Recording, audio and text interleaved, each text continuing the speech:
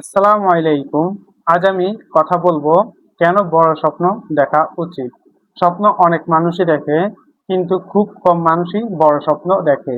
বড় স্বপ্ন দেখলে বড় দায়িত্ব বাসে, বড় চ্যালেঞ্জ সামনে আসে, বড় পরিশ্রমও করতে হয়। কিন্তু একটা বিষয় মনে রাখবেন, আপনার স্বপ্ন যত বড় হবে, আপনার উন্নতি, কাজ এবং চিন্তা ততই বড় হবে।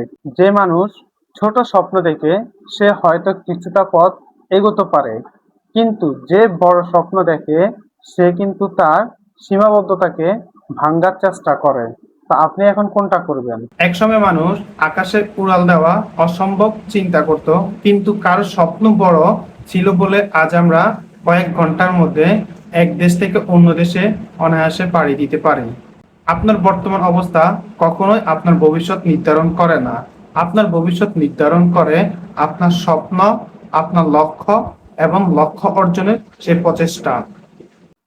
তবে শুধু স্বপ্ন দেখলেই হবে না, স্বপ্নের সাথে থাকতে হবে ধৈর্য, পরিকল্পনা, পরিশ্রম। স্বপ্ন আপনাকে পথ দেখায়, পরিশ্রম আপনাকে গন্তব্যে পৌঁছে দেয়। তাই একটা কথা মনে রাখবেন, ছোট স্বপ্ন মানুষকে স্বস্তি দেয়, বড় স্বপ্ন মানুষকে বদলে দেয়। আর অবশ্যই ভিডিওটি ভালো লাগলে একটা কমেন্ট এবং সাবস্ক্রাইব করে দিবেন।